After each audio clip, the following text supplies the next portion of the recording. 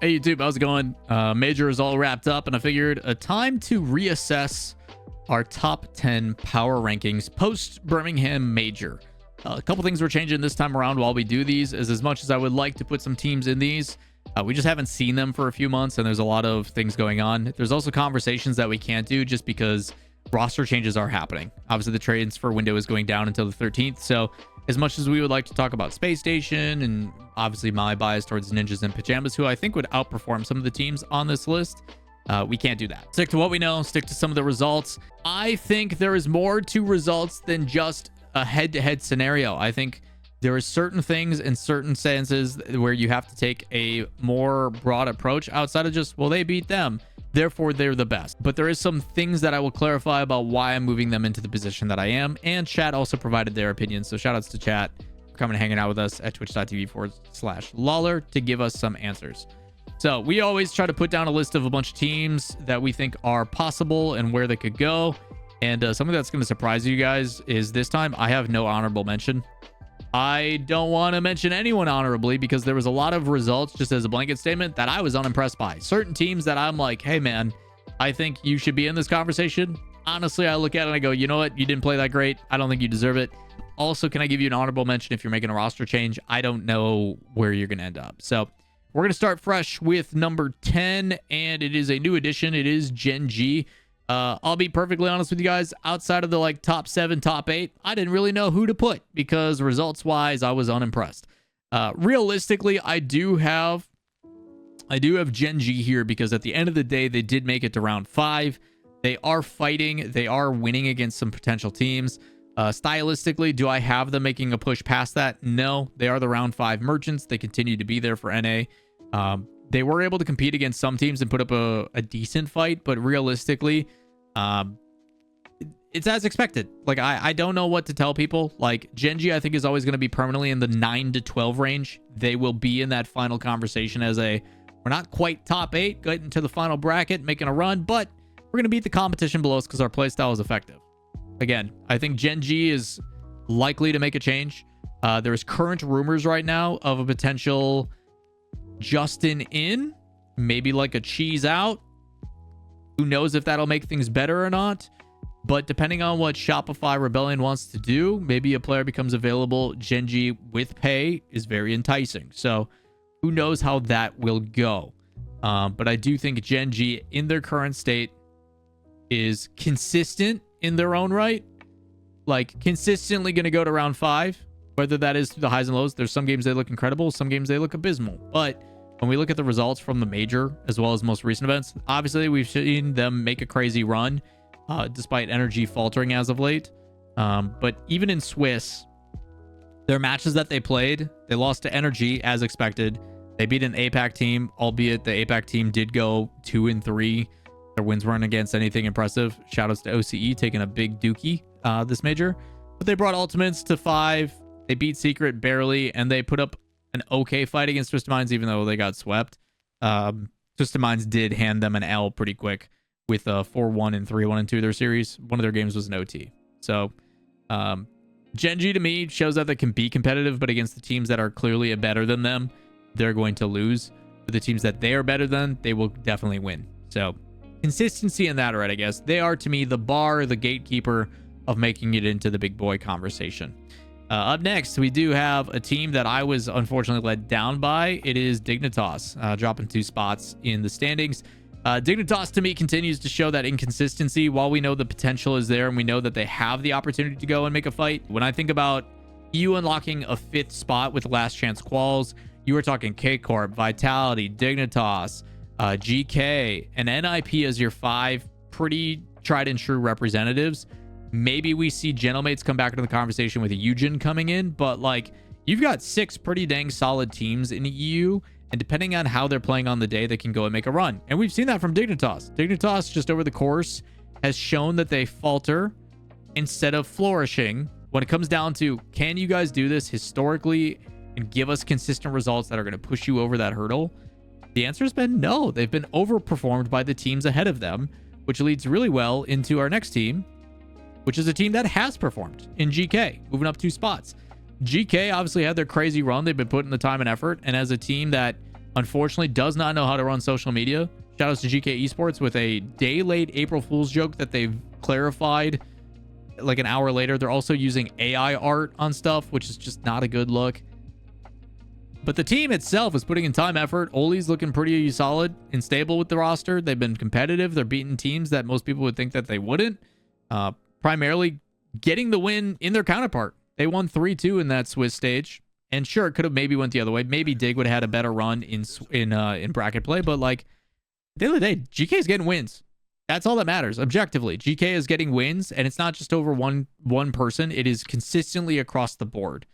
Unfortunately for them, Falcons decided to wake up. GK, I think, has the potential and the pop-off potential, especially on land. So that's where we're at. At number 7, a team that I was pleasantly surprised by is Twisted Minds. I think Twisted Minds really impressed me. In particular, Nalpo, I think, played great on land. I think he's fast, he's quick, he's not hesitating in his plays. Atomic, to me, really stepped up. I don't think have gotten to see Atomic really showcase his true talents. When he originally came into the scene, I think a lot of people were like, hey, this is the guy to pick up, back when he and Dorito were kind of those two players that everybody was talking about from Spanish areas with CRR. But I think this is really supported well by Rise, and as a whole, Twisted Minds played well. I think Twisted Minds, even putting up a fight against Fury at one point, I think they had some really tough competition. They took Vitality to 5, which was kind of our match of the day in the first day. They were fighting close against Dignitas and did concede that, but there's a clear cut where they are beating Complexity. They are beating Genji, and it's convincing wins. Like, high pressure, in your face, we're going to overwhelm you. So as they get more experience, and I do agree with Minecraft there, as they get more experience on land as a team, I think they're only going to get better. So I think Twisted Minds, dang good team, gets all the respect they deserve. I think a 7th place spot is right about on the tipping scales. I think if Twisted and GK were to go head to head again, I'm getting some popcorn and I'm watching that series. I think that's a very fun series to watch, see who battles out.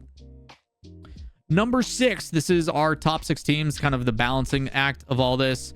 And at the bottom, which was a big shock for me to see it happen, is Twisted Minds' counterpart and Falcons. Falcons did not impress me. While yes, they did wake up and they did beat the competition below them. Yes, they lost in game 7 to a very much so faltering NRG. I was unimpressed by Falcons. I think Falcons is a good team. Still, I think Falcons has the potential to play better, but over the course of the last 2-3 months, I have not seen the same polish as the word we used when we described them earlier in Falcons. I don't see them with the same level of intimidation. I don't see them with the same level of tact. I don't see them with the same level of surgical ability that I once did. There's moments, there's flashes, there's times where their offense looks incredible. I think they had a series, I think it was Dignitas, where like the final 30 seconds of their offense was like, okay, we're going to cut rotation. We're going to put a shot on target. You got to save it. Immediately after that, it's a demo air dribble bump. Okay, you got to save that. Okay, immediately after that, we've got a guy with an infield pass. That's a shot. You got to save. And it's just like 4 or 5 instances on offense where everything just clicks and you can see that rotational play look incredible. The issue, though, is I think they're becoming kind of templated.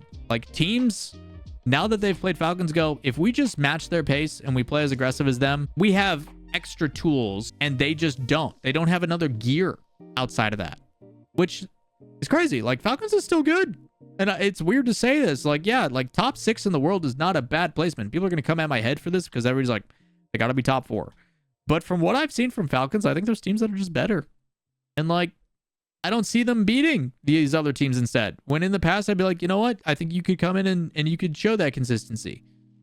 So yeah, I've got Falcons taking a pretty hefty drop in power rankings, believe it or not. Number 5, I think this one needs no explanation. It's Furia. Furia obviously made top 4. It was a very, very close game 7. Came down to 1 goal in OT against Vitality. Furia is that team that, like, Furia to me is a team that if I'm Furia, the organization, I know exactly what I'm getting. They're going to dominate our region because, like, let's be honest, Team Secret did not look good. Very excited to see what happens with Corinthians, with Razebull joining them. Maybe we get a 4-region run. We're going to see some more competition outside of Secret and Godfidence. Maybe we see some actual competition and some interesting results for that number 2 spot, which I'm pretty excited. But despite all that conversation, Fury is still going to be the one team that wins every single time, no matter what. Lost absolutely cooked on LAN. I don't feel crazy saying Lost is the best player in South America right now. Yan definitely has some moments. Yan does some things that I think you're like, yep, when you need a guy who's clutch, he'll do it. And he even showed in that 1v1 going all the way to 7 against Moxie. But like Lost as a complete player is that guy. And they look dang good doing it. And this is with me not even mentioning Drafinho, who I think has been an excellent addition to add a little bit of complexity to their team. Not the organization, but like, hey, we're going to go for some trapped ground game things. We're going to change the pace of it on you. We're not just going to boom air dribble it downfield. There's going to be passing plays, counterattacks. Like, it is a multifaceted offense now. Furia, to me, is a team that I want to avoid in bracket and in Swiss play at all costs. I think they always have a fighting chance to win, but historically, and it's seen again, when it comes to the top dogs, they usually lose. They'll put up a fight, but they'll lose. When we get back to some of our other rankings, some of you guys are going to be like, but Lawler, they beat this team and this and that. I'll have an explanation as to why. You may not agree with it, but I've got an explanation and a method for my madness. Number 4. It's Energy. They're dropping a spot. Energy, despite looking like doo-doo, despite looking like dookie booty, offensively, missing shots. I would hope if the guys hit the training packs, they will go back to that form. But if Energy is struggling to score goals, that is a problem. Their defense is one of the best in the world. Rotationally, NA's got defense on lock. They found a way to make sure that calm, collected under pressure. They find a way to consistently rotate. They don't overlap. They look composed. The issue is the game doesn't care if you only save the ball. You got to score goals. And there was, I'm pretty sure someone put out the stat, the team that made the most crossbar post hit noises was Energy, and is a pretty comfortable lead. They put a couple of those shots closer in. Maybe we see something a little bit different.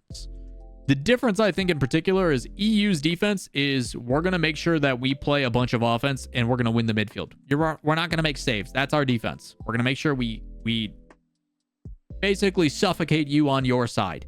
That's our concept of defense, which I arguably would say that's the way to play Rocket League. But I think Energy as a team, this is now 5 weeks of Energy dealing with the same issues, where the offense isn't quite clicking, where things aren't as polished as it once was. They're not as aggressive, but they have moments. There's times where they do get on offense and you finally start seeing things click and you're like, all right, cool. This is the Energy I expected. This is the lockdown offense that we need from Energy. This is how we do things. But historically, while yes, I do think they are a team that can go and fight and do their thing, they're not winning the matches that they normally do. They're playing way too close to series. They're not as convincing in their wins as they once were. Like, Energy is starting to falter. And this is normal, by the way. It is very difficult to be the team that goes to 12 grand finals in a row and continuously stays at the top because everybody else is building a playstyle on how to beat you. I personally feel, though, that this is Energy beating themselves. It's not that other teams have gotten particularly better outside of one. But I think this is primarily NRG faltering versus other teams being like, we found a solution on how to beat you. Energy doesn't have that same level of tact, polish, whatever you want to call it, to go and put a fight. But it's happening over an extended period of time. Maybe it's just a blip. Maybe split 2, they come back and they figure out, hey, what is it? Maybe our sleeping patterns aren't great. Maybe we're just not putting in the right time. Maybe Daniel forgot to eat his breakfast before he came. I don't know what it is. But I do feel like Energy is beating themselves mostly because talent-wise, they still have all of the pieces. So I would like to see Energy get back on track and at least do the things that we have that expectation of, which is being a consistent, high-pressured offense type team paired with a pretty solid defense. That's what made them top 2 in the world for a very long time. Number 3, and an easy one, I think. Chat was actually the one that told me to swap these because I did have Energy originally, but I think Ultimates has definitely earned it. And it continues that narrative. While Energy is trending down, Ultimates is trending up. While I do think that at times Energy would still probably win 6 out of 4 games against Ultimates, Ultimates has had their number 2 times in a row now over an extended period of time and is also performing when it matters most. They're finding ways, especially on LAN, which I do count for being kind of the true decider. their wins. With that in mind, Ultimates to me did not do anything special in Swiss in particular. When you look at the more like hindsight approach, they beat APAC, they lost to Energy, they beat Genji in 5, and then they swept Falcons, and this is a Falcons that I think looked pretty rough. Hence the pretty big drop. Okay. So I look at that and I go, okay, it's whatever. Right? I then go to their grand final situation and I go, okay, you got the beat on Energy, which is what normally happens. If a team loses in Swiss, they have now been given the formula of like, hey, when I watch the replay odds, this is where they exploited us, this is where they beat us. We're going to fix those things, we're going to come back, we're going to beat them in bracket, which historically does happen. On the other side of things, I will commend teams that go from a high seed in an upper, they lose, and then they bounce back and win. That usually does not happen. And in this case, that continues to not happen. Ultimates won their series, got to wait. They beat a resurging NRG, and then they beat Energy again. So they have a head-to-head now in 2 events back-to-back. They are winning the matches that matter most against competition that looked quite frankly unbeatable, which is going to piss a lot of people off with this next power ranking that I'm going to put in. And I know you guys know what it's going to be, but I think Ultimates definitely showed up when they needed to, but I'm still going to say Vitality is better. Like, I'm sorry. I don't want to apologize for this. I'm not just trying to push my own narrative, but I do think Vitality looked like clearly the #1 team in all of Swiss. They looked so unbelievably dominant. Like, I don't think anybody looked as polished or as good as them. Even KC. Like, KC did not look like the team we were getting in Swiss. They looked absolutely insane. I think you can make arguments where, like, hey, Vitality and Furia, man, it came down to 1 goal in OT. 1 goal in OT. And if Vitality wins that, I think they put up a better fight against K-Corp than Furia would have. It's tough. I think you can make arguments for both, because Vitality didn't have the greatest showing in open events online. On land, they look like that team. Who knows what happens if Vitality ends up beating Furia? How far they go? I don't think anybody was beating K-Corp on Championship Sunday, but like, I think they're putting up a better fight. I think they're in the mixing.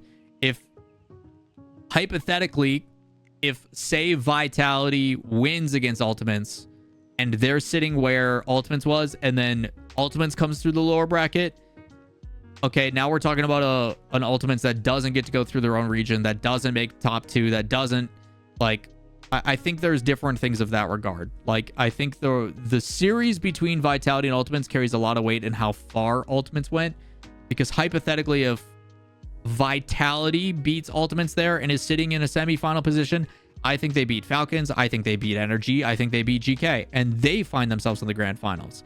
And if you're talking then Ultimates is now in the position, I think Ultimates also plays a very close series against Furia that could go to 7 OT, and then all of a sudden now the same situation where Vitality is in the same position. I think these two can have conversation for being able to flip a little bit based upon recent results. I think Ultimates is definitely trending in a really good direction.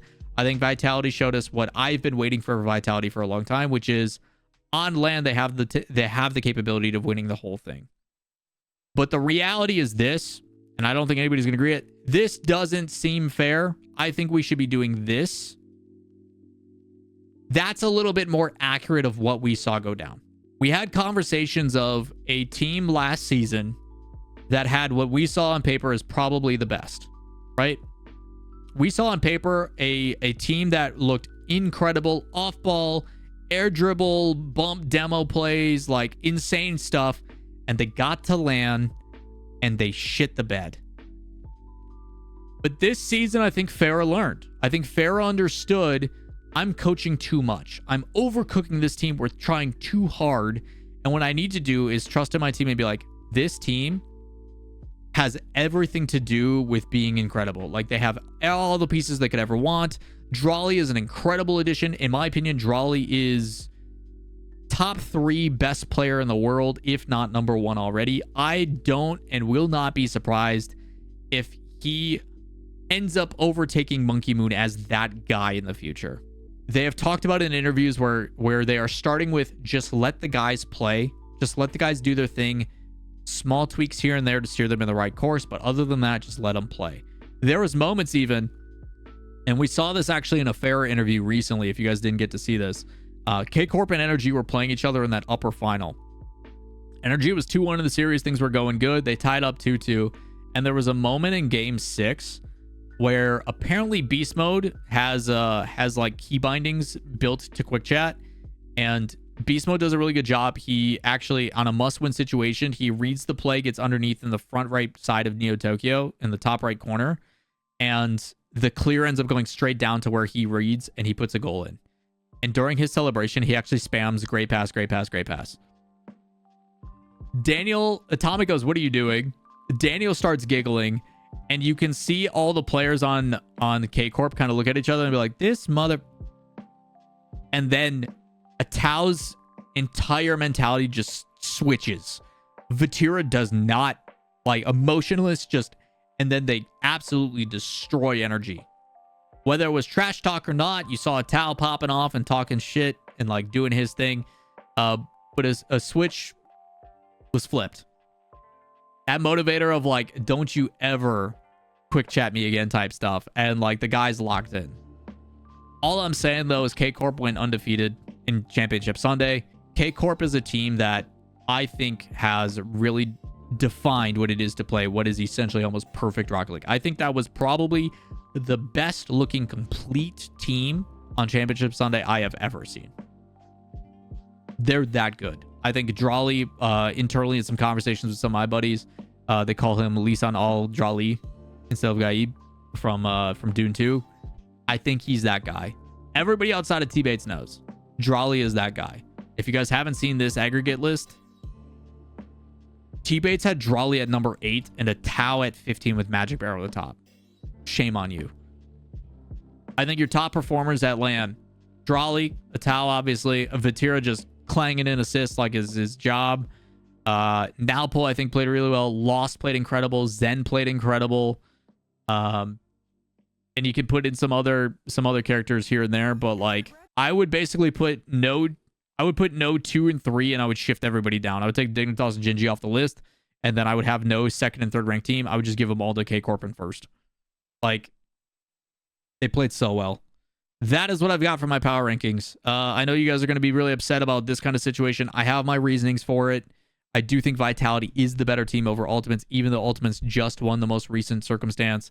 But based upon what I'm seeing, based upon what I think in the game of Rocket League, obviously winning is the objective truth, and I'm willing to concede on that. I totally understand that. I see arguments for Ultimates being number 2 right now, especially with their trend, but that trend is happening only against their own region. I would like to see another international event, which unfortunately we got to wait a really long time for. And on top of that, is Ultimates going to keep up the pace online? We'll have to wait and see. I'm excited to find out, though. I think this next split is going to be a fun one. I think there's going to be a lot of conversation, in particular, about how I feel. Also, switch Falcons and Fury, and you have yourself a solid list. I personally can't do it. Based on what I saw as a collective with Falcons and what I saw as a collective from Furia, I don't think there's any arguments for the other one, other than, hey, I really like Mina. That's what I got. That's what I have for my power rankings. Always subjective. Always up to debate. I think you can make some adjustments here and there, but that is what I've got. Fun stuff. Again, don't take these too seriously. It's just an opinion. But let me know what you guys have. Let me know what you guys think down below. That's going to do it for me. Appreciate y'all. Thanks for tuning in. Hopefully as more roster stuff comes out, check out the document in the description. We'll try to have some more power rankings and stuff. And if you guys could, hit subscribe, turn notifications, come hang out with us. Check out the socials down below. Come hang out with us on stream. But I'm out of here.